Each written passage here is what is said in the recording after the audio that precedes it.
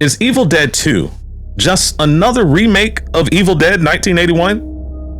Or does it stand on its own merits? Well, today we will be deep diving into Evil Dead 2. Let's get into it.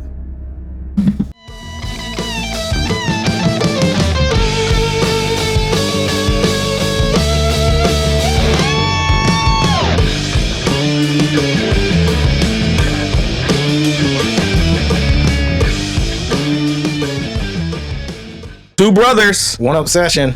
I'm Kevin. And I'm Ryan. And we are the Fright Brothers. Hey, Fright fam. Today we'll be slicing and dicing our way through Evil Dead 1987. This movie, in parts, is a remake of the original. The first 10 to 15 minutes is such, and then it gets into its own lane. So, Ryan, what were your initial impressions of this movie during your first watch of the movie? So when I first watched this movie, this was years ago, maybe in my early 20s.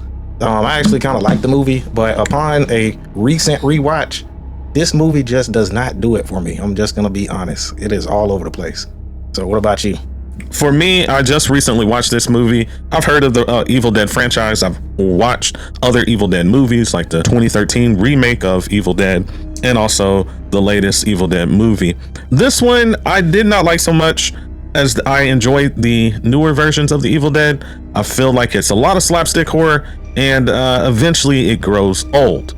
But guys, we're gonna go ahead and get into our positives followed by our negatives of Evil Dead 2. So Ryan, what's one positive that you have for this movie?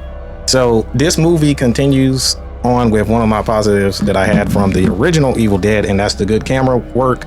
There's tons of moments of the film where Sam Raimi's utilizing the first person visual of the demon following Ash around and stuff like that, and then just the constant moving around of the camera, giving you different perspectives of different characters within the movie. I think the movie does a good job with its camera work. That's one of its strengths.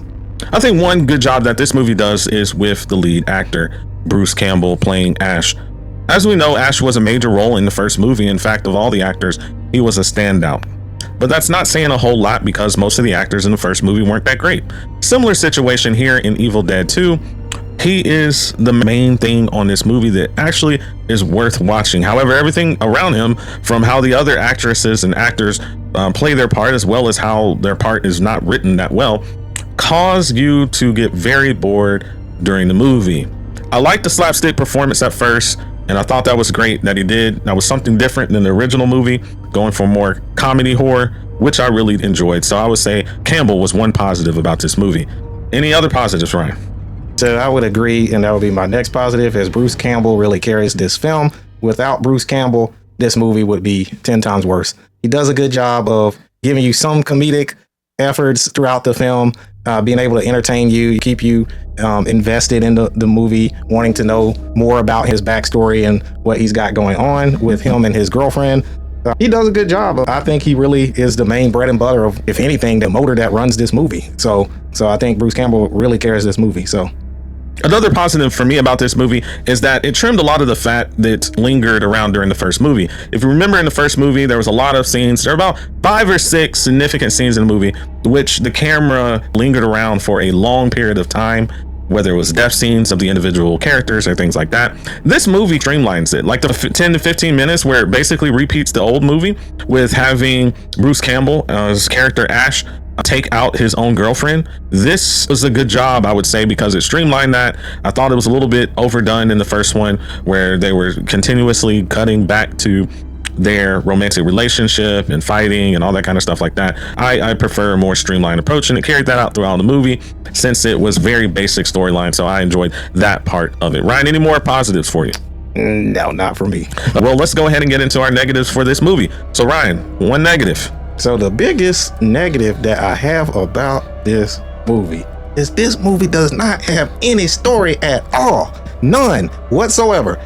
Watching this movie, it's hard for me to even recall certain scenes sometimes because there's no continuity. Exactly. It doesn't flow. It's all over the place. It's like a chaotic mess. That's essentially what it is.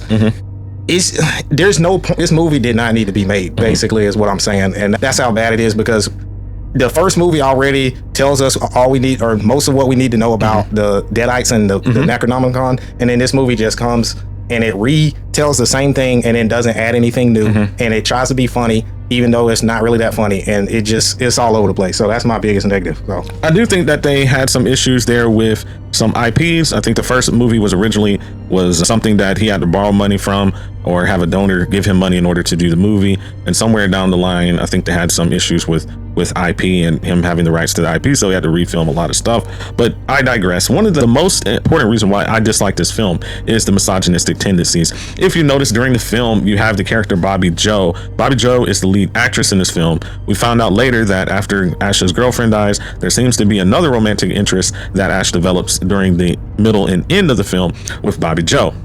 I don't like the way that he talked to Bobby Joe, especially when he went from becoming a Deadite to just normal Ash, how he was yelling and screaming at her and acting as though she was someone that was not on his level. And I really didn't like that. You can see the misogynistic tendencies there. While it wasn't as apparent as it was in the first movie with the tree scene that happened in the first movie, there was another tree scene that happened in this movie, again displaying the misogynistic tendencies that Sam Raimi unfortunately is applying and did apply in these particular films. So I really didn't like that. So I would say misogynistic tendency is the most important reason why I don't like this film. Any other reasons, Ryan? So the movie doesn't really have an identity, and that goes back to it also didn't have a story. So the movie tries to recap some of the first movie in the first 15 minutes, and then it leaves out all of the characters from the first movie, and somehow it's supposed to be recapping. That really did not make any sense at all. And it's just little things like that. And then on top of that, the fact that this movie tries to be funny is too over the top. It's like that type of comedic effect to where there's an uneven balance between comedy and horror. And so we don't know if this is supposed to be a comedy movie or a horror movie, because it definitely doesn't feel scary to me. So it seems like this movie is leaning way too much on the comedic side, and there's not an even balance. I tend to like a balance when I'm looking at horror comedy movies. This one is very unbalanced. Doesn't know what it is. It doesn't have an identity, and that's my next negative. So, and my next negative is that, like I said before with the first film, this movie doesn't have a great cast of supporting actors. You can tell once you get to see who the next four actors that basically replace the four actors in the first film are, you get to see they're really lifeless people. They aren't really that great at emoting or giving us emotions outside of a 0 to 60 or 0 to 100 yell and scream, or they're really calm. There's no in between. There's no nuance to their acting ability. There's no character development, or there's no reason why we would like these characters at all. And in fact, the mom and the dad that play the Deadites in the movie, we see them as Deadites for the most part. There have one scene without them as Deadites, and it just doesn't work. So I would say the supporting cast has a lackluster performance here, and it leaves a whole lot to be wanted for a better acting job. Ryan, anything else? No, that's about it for me. This movie's just not good, man. It's terrible. It's a bad movie. One more for me is the stop motion. There's a scene at the beginning of the movie where you see the girlfriend who Ash has killed, her skeleton or her remains come back to life. It looks so cartoonish with the stop motion, and it just doesn't look like a horror movie to me. I feel as though I'm watching something on some cartoon that I would have watched as a kid on a Saturday morning rather than an actual movie. It feels more like a Goosebumps 20-minute episode that we used to watch when we were kids versus something really noteworthy there. So that's my last negative for this particular movie.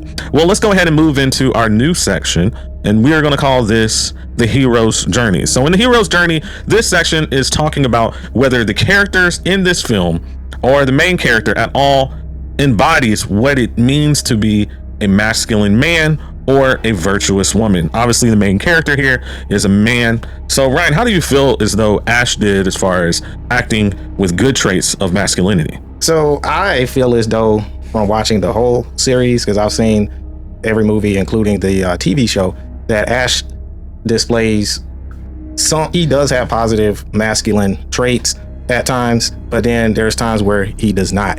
In this movie, like what you said earlier, you didn't like how he was talking to Linda, talking down to her. That's where he's giving that toxic masculinity.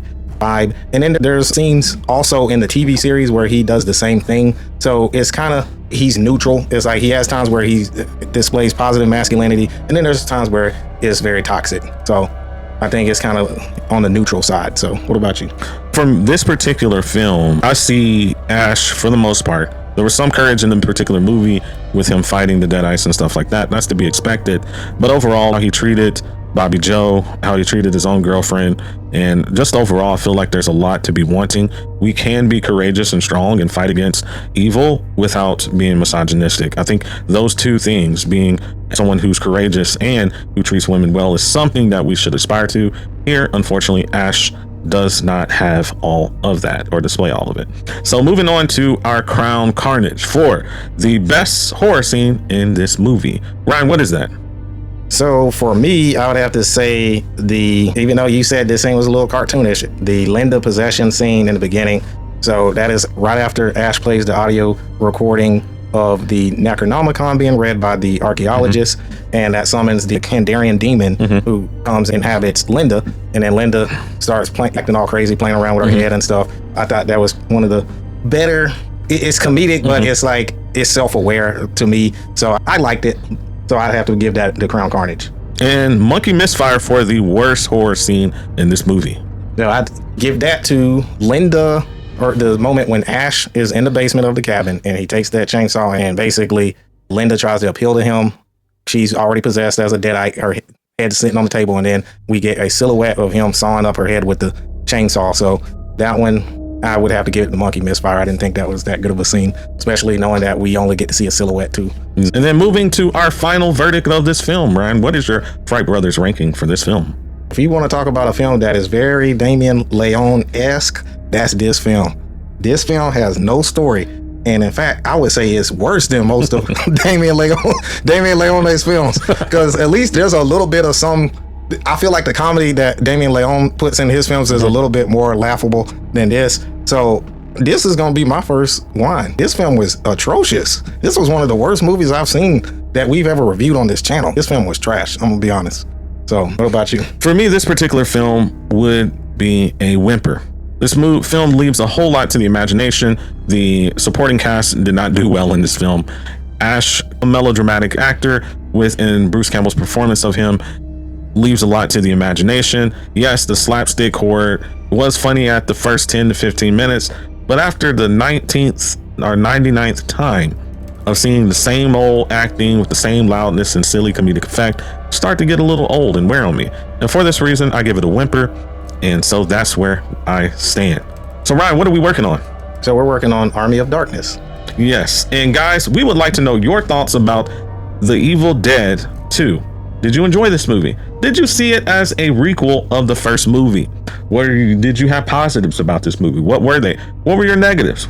Please explain in the comments section below. And remember, Fright Fam, be watchful.